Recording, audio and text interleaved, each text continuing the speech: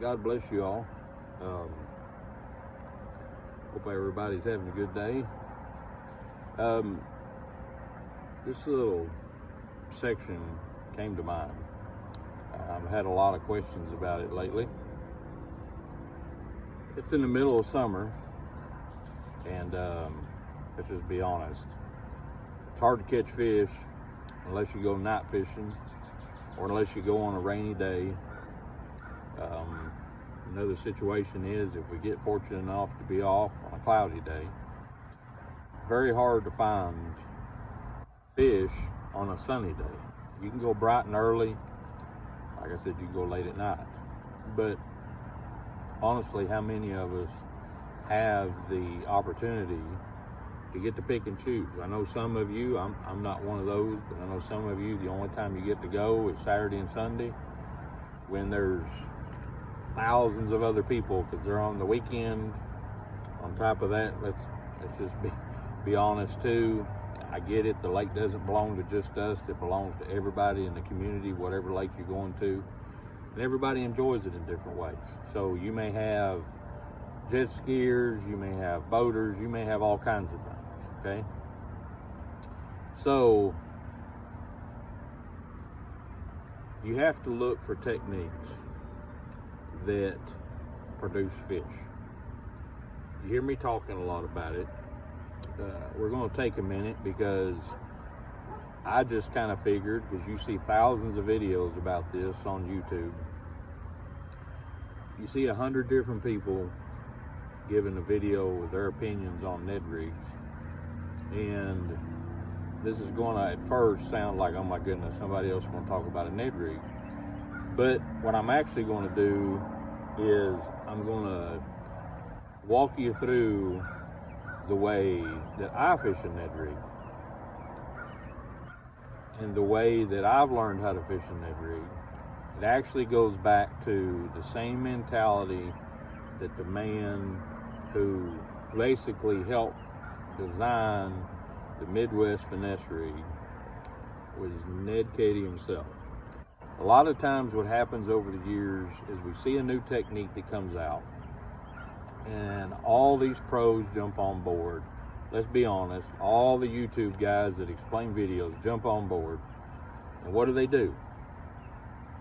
They turn around and they basically, this is the way we consider a Ned rig, and this is the way we consider to do this technique, and this is the way they consider it. It may work from time to time, but if you go back to the original way that technique was designed, a lot of times you realize that what they're doing with it is totally different. And then you wonder, how come some people are very successful with it and some aren't? So I'm going to take this little short video and I'm going to walk you through from what I've learned, not just by my own experience, but going back and watching the original videos that basically Ned Cady himself, the way he talked through this technique, okay, of actually what they call now a Ned rig or a Midwest finesse rig, okay, just to kind of maybe help somebody that's struggling. Because in the summertime, I've learned that this technique really excels in the summer, but it also really excels in the winter in those high times to where it's hard to get a bite. So to me, any bait that does that in those high extremes could also be very well in just your average day as well. Are you always going to catch big fish? Probably not. But you're always going to get a bite. You're always going to be able to enjoy the day.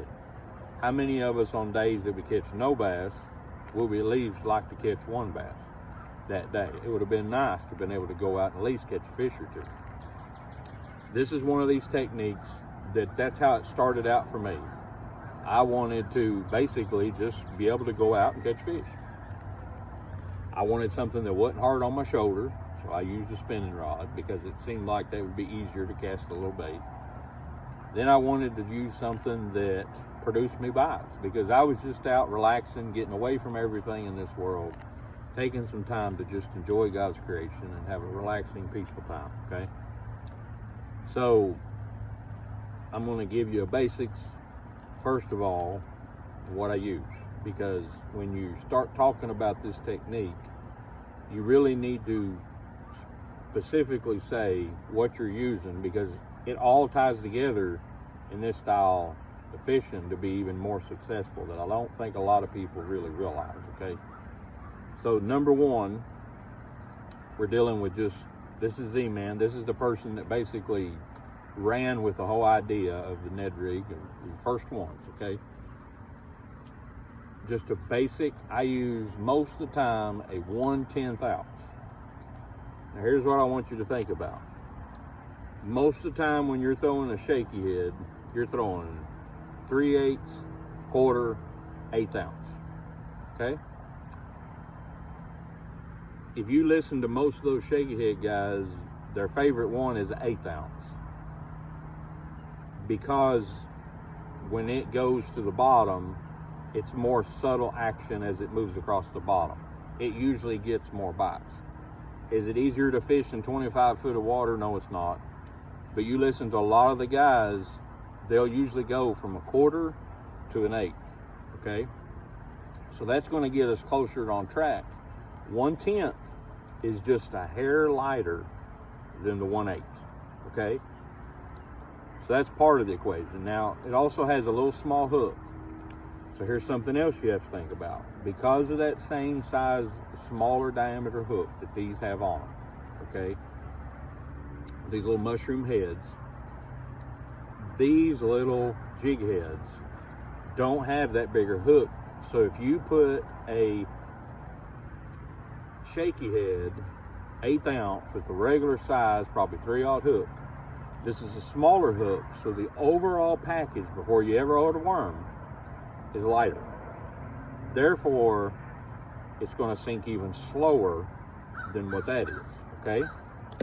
So, number two, this is also a big important part to this technique, okay? The TRD. The TRD was probably one of the first ones that I bought and just tried it, okay? One of the first colors that I bought was this one right here, called the Deal. A little grayish color on top, little light blue, light gray on the bottom, okay? This right here is the basic one that I started out with.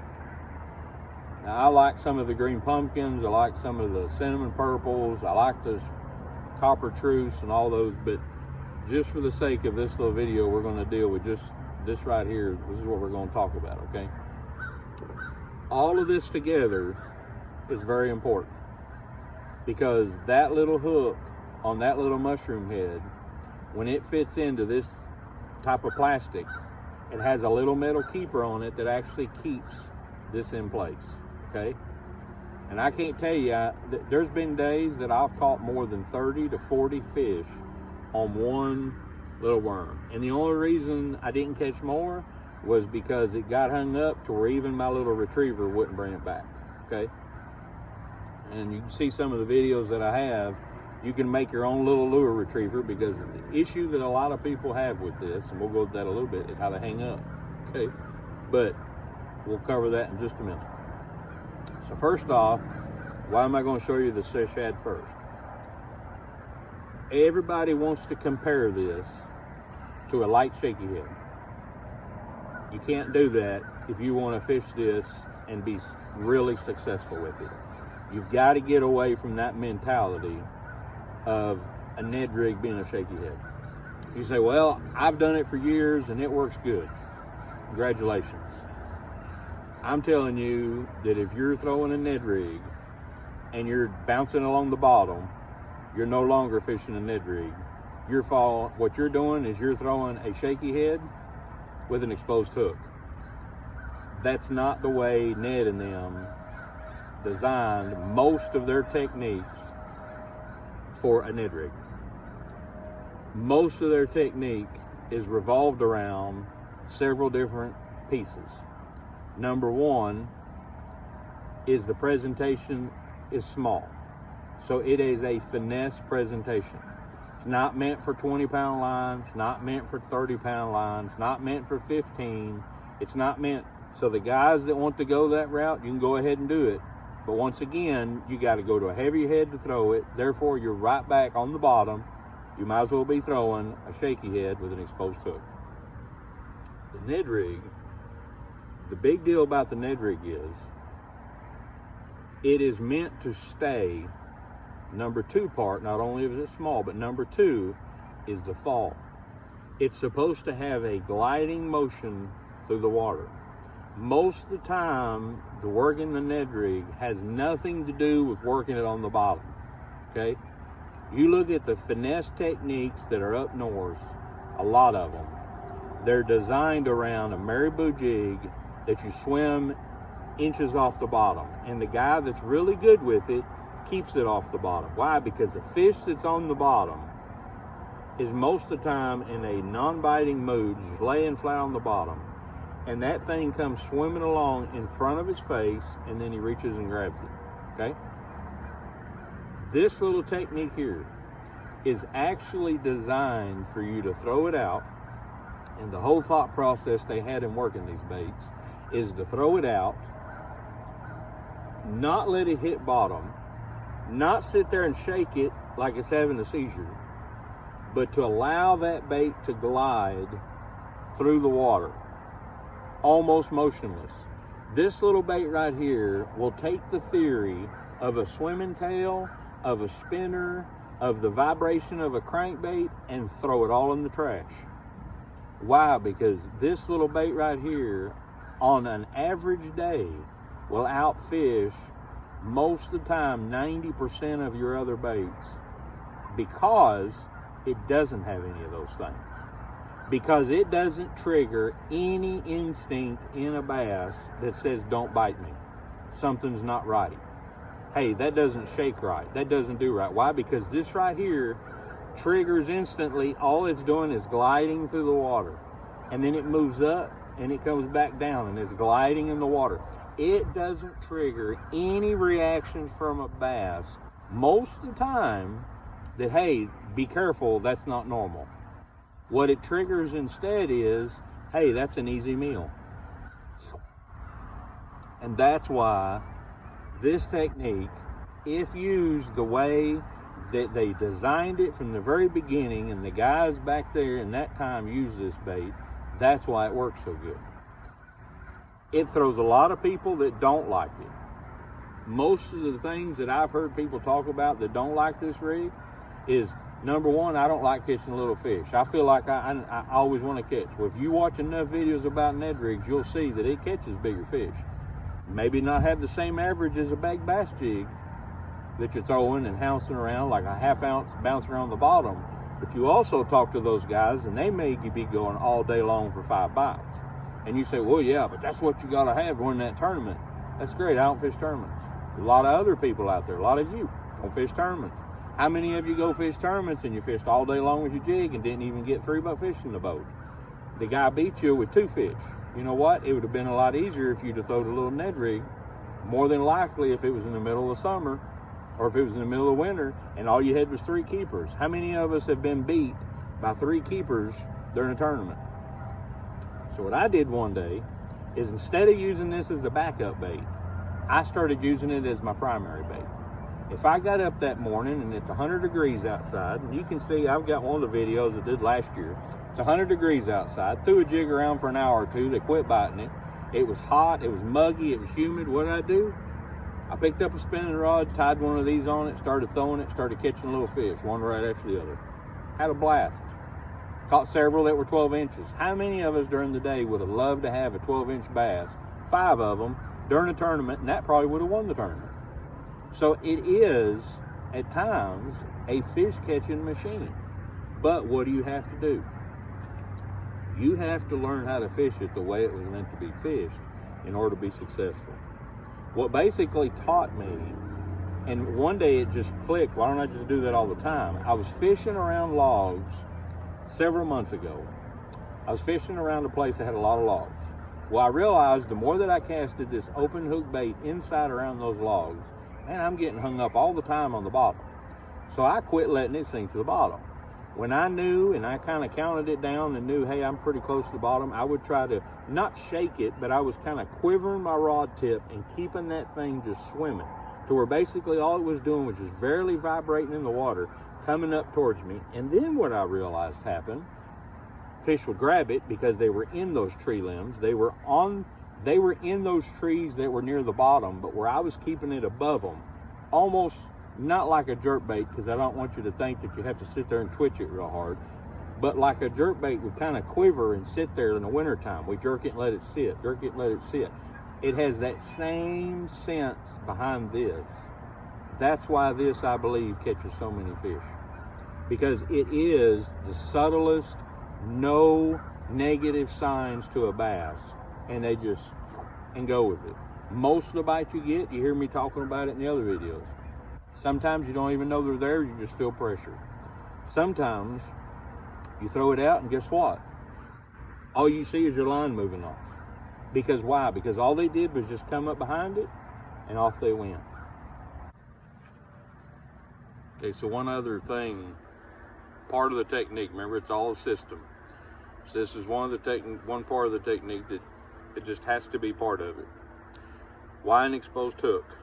I like the one, a lot of people talk about it. Oh, I'd rather get the one that has the little bend and you poke it in and you're good and it's weedless and da-da-da, okay? That's good if you like it, that's wonderful, okay? If that's what you like fishing, that's great. I've seen the benefit to having the open hook. I've had fish before that are in a non-biting mood. You throw into a place or a high pressured place, you throw into that spot, your hook's buried in your worm, they bite it, you couldn't jerk fast enough to set the hook before that fish spits the bait back out again. Or the least amount of pressure and that fish goes, spits the bait out. That open hook becomes more important than you realize, because while they're swimming with it, the pressure they feel, by the time they feel pressure, it's too late, because the pressure has already driven that hook into the fish. That's why the lighter rod, that's why the lighter setup, because you basically are reel setting this hook into this fish. So even something as simple as this open hook is better. The reason I don't like the hooks that are buried inside of it, the ones that are EWG, that you do just like you do every other worm, you bury it, skin hook it, that gauge on that wire is a little bit heavier and it's buried. So in other words, in order to have a rod that will drive that, has to have a little more pressure, a little more chance to lose those fish, not set the hook. So then again, you go to a setup that doesn't make it as easy to fish it. This lighter tip rod is easier to cast these lighter weight little heads, okay? All that's part of it. So if you like it that way, that's your choice. If you're trying to actually learn this little technique and want to know, hey, this is also part of the equation, okay? You need that little open hook. That's part of what a Midwest finesse or what a Ned rig really is. But here's what you have to do with this technique to get this in your mind. This isn't a shaky head, okay? This is all about sinking slower. What I'm working on learning now is teaching myself to not just use the 10th ounce, because if you watch Ned Katie's originally comments, he likes a 1/32. That's a whole lot lighter than that 1/10 ounce that I got right there. I'm working my way towards that. His goal is to catch between 25 and 100 bass in an hour. I think that's a pretty neat challenge myself. That's their goal in the day, is to catch numbers of fish. If they catch a big one, that's great. How many of us would love to go a day and catch 25 bass in an hour? How many of us would love to catch 25 bass in a day? Well, I'm blessed to tell you that 2 different days, just within the last couple weeks, I had over 30 bass one day and probably over 20, 25 the next day that I went. And I've showed you the videos on both of them. I've been blessed to do that several times. Why? Because I finally learned to fish something as simple that everybody talks about, the Ned rig, but everybody wants to turn it into a shaky head. It's not a shaky head. Shaky head's a completely different bait. Shaky head's a completely different technique. If you want to throw it on the bottom and you want to drag it around, have fun doing that. I'm going to tell you right now that unless you have those little weights, you're going to be hung up all the time. You're not going to be as successful. But if you start fishing this thing more as a suspended fish, to where you can, if fish are 10 foot deep, I can move this right in front of them at 10 foot deep out over 50 foot of water. Well, how you do that? I throw it out there, I count it down, I sit there and I start shaking it to me, kind of like the tight line technique. If you ever studied a little bit about the tight line, same principle behind it. You're basically making this bait hover in whatever depth you want it to hover in order to catch the fish. I'm not telling you to go out and use your front sonar just to use this, but I'm gonna be honest with you. The only difference between me and them is I'm not using a front sonar, I'm just fishing. A lot of them are sitting right over the fish and doing the same thing. They're dropping things right in front of it and they're shaking it. That's what they're doing. Me, I'm just casting it out, going down the bank, fishing along. If I catch a fish, I catch a fish. I'm just there to relax. But this whole system has to work together. A lot of people want to take a plastic bait. Oh, I don't use the Z-Man, I just use my regular Zoom, or I just use this brand or that brand. Well, let me tell you something. This floats. Regular plastic doesn't. So what does that do? That takes away from the system. Why? Because if you put this bait on that hook, it's going to sink slow. If you cut a Senko in half and then you put that bait on it, guess what happens? It sinks faster. So therefore you've lost that slow gliding motion of going down. You've lost it completely. Are you going to catch fish on it? Sure. But we can be standing side by side, and I would just about be willing to say that I'd probably catch more. Unless they're in that super active mood, and then you probably catch more. Why? Because yours is falling a little faster. Yours triggers that. I'm not trying to trigger a reaction. I'm trying to trigger just feeding response. Like, hey, that base fish looks like it's just gliding. I'm going to go get it. Got it. Easy meal. Okay? Now, other piece of the puzzle. All right? Spinning outfit that I use it on. Now, this part I'm still experimenting with. I use 8-pound fluorocarbon. So, oh man, everybody I see uses 6. Okay, that's good. Let me tell you, most of the time, if you watch the videos, listen to Katie what he uses, a lot of times they would use monofilament. You say, monofilament? Why in the world with all these high advanced and all this stuff? Remember, it's all a system. What's the monofilament for? What is fluorocarbon known to do in the water? It sinks, right? So what does monofilament do? Floats, right? So if I add this bait right here and put monofilament in it, that line is going to pull it down a little bit faster. If I put monofilament on this exact same setup, guess what it's going to do? Slows the glide down even more. You think, well, that can't be that much difference between 8-pound fluorocarbon and 8-pound monofilament. Try it sometime. You'll see the difference of how much slower the bait falls. So, man, fishing that thing that slow, it goes back to what I was telling you. We think because the harder we work a lot of times, and I've spent time doing it, I've thrown crankbaits on days that people thought, well, there ain't no way you're catching fish on crankbaits, and I've caught them.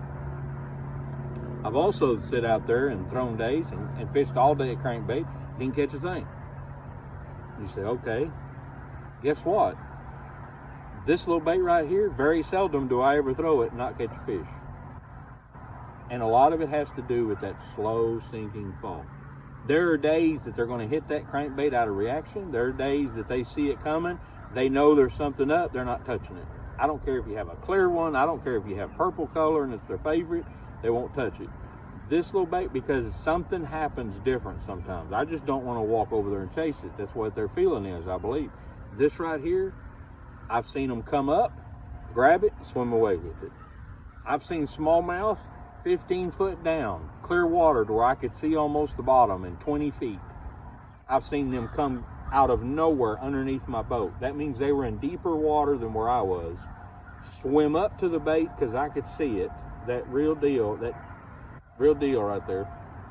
They came out, that smallmouth came up, swallowed it, and turned around and went with it. Just that simple. Never hit it hard, never slammed it, just came up, slurped it, and turned around and started swimming with it. I caught that fish that day. It was about a 16, 17-inch smallmouth. Why did he bite it? Because he's seen that bait from afar slowly gliding. Just like they do in the wintertime, they sit there and they stare and they stare and they stare in the wintertime at those jerk baits just suspended there, and then all of a sudden they just come up, they suck it in, and off they go. Why does it need to be on a spinning rod? A lot of it has to do because you don't want to move this bait a lot. Spinning rod just has the perfect action, especially a medium light. This has got a little tiny hook on it. I've caught a lot of different sized bass on it. I used to think, man, that hook's just too small, that's why I can't catch fish on it. How many guys out there have been crappie fishing on the little crappie hooks and crappie jigs, and all of a sudden you get a big largemouth on there? How many people have caught largemouth, catfish, all kind of other baits on those little bitty crappie hooks? That's the way it is. It'll catch more than we think it is. We have it in our mind that it takes 20-pound line and it takes a 4 or 5-aught hook, worm hook, extra wide gap to catch every largemouth in the lake. It doesn't always do it. There are times and applications for every tool, but I'm telling you that that little hook right there on the right medium light setup makes a world of difference. It needs to have a soft tip. It needs to have a medium type back to it so that when you feel that bass, we're not talking about setting the hook and jarring him, you're dealing with light line. Just pull back. He'll pull away. It kind of sets itself. You play the fish, you get them in. Okay? Sometimes you lose them. That's the way it is. A lot of times you'll realize that this right here, the line they use, they actually used to use 10-pound test a lot of monofilament. What's that going to do? That's going to cause it to sink even slower. That's causing it to give it more of a movement, more of an action. Why is a drop shot so successful in the summertime? Is it because of how quick it gets to it? Nope. It's because the bait suspends, and after it hits the bottom, it's sitting there motionless. One of probably the best fish catchingest plastic worm styles of fishing there is the weightless worm. Everybody's proven it with a Senko. It's probably one of the best techniques there is out there, is a weightless Senko.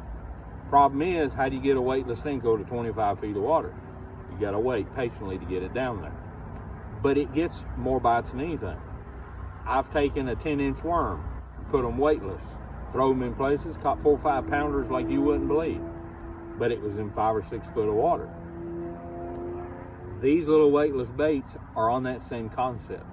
It's a slow gliding. The difference is, in super clear waters where you can see 5, 10 foot down, this little bait right here will produce fish. Smallmouth love it, spotted bass love it. You can skip these under docks, you can skip them under bridges, you can skip them beside wood, you can do all kinds of things with them. Try the next time you decide, hey, it's a rough day, it's going to be 100 degrees today, but I really want to go fishing. Go the first hour or two, go topwater fishing. When that topwater fishing dies off on you, pick up this little Ned rig, little small head, 10th ounce or smaller. Get you a spinning outfit with about 8-pound test, monofilament or fluorocarbon, little medium light action rod. Cast it out and just make a game out of it to keep it off the bottom. Watch your depth finder, look at the depth it looks like most of the fish are, kind of swim it towards you. Don't throw it in bushes and trees, but throw it close to them. You might be surprised. You watch and see, those spotted bass will come out of those trees. I know, I've done it. But what you have to do is you have to swim this to you. This isn't a shaky head. Throw it out, swim it to you. Okay? Anyway, hope that helps somebody. I know it's a little lengthy video, but it's been on my mind for a while to make it just about Ned rigs. And the more people I watched in other Ned rig videos, I'm like, man, everybody keeps talking about this Ned rig. None of them's talking about the way that it was originally fished. Everybody keeps putting their own twist on it. And that's a lot of times, it's okay, I guess. But then people wonder, well, how come it's not working? Well, a lot of times it's not working because we're not fishing it the way it was meant to work. You start fishing it the way that the guys came up with. It's like a wacky worm. You know, I remember when I was a kid and all of a sudden people started talking about a wacky worm. It was an accident, the guy that started using that technique. But he also got very famous, the guy that originally did it, if I remember, I was fishing tournaments and winning all kinds of them. Well, now they want to put weights on them. Now they put all. It defeats the whole purpose of why it was originally made. Does it work? Sure, but it works even better. You know, we have a way that we try to make everything our own. We try to improve things, and that's good. But I just wanted to tell you that, look, maybe this will help you. The way that I'm trying to explain it is actually the way a Ned rig was meant to be fished. So if you had trouble learning or didn't know a whole lot about Ned rigs, maybe this would be a little bit for you, a little bit of help. Anyway, anybody has any questions or anything, just be free to share them to me. I'll try my best to help you as best I can. Pray for me and my family. Just got a couple situations going on that we all go through. Things happen in our lives, you know. We all have hard times. We all have different trials we go through. Just keep my family in your prayers. God bless you all. Don't forget, Jesus loves you. Y'all have a blessed day.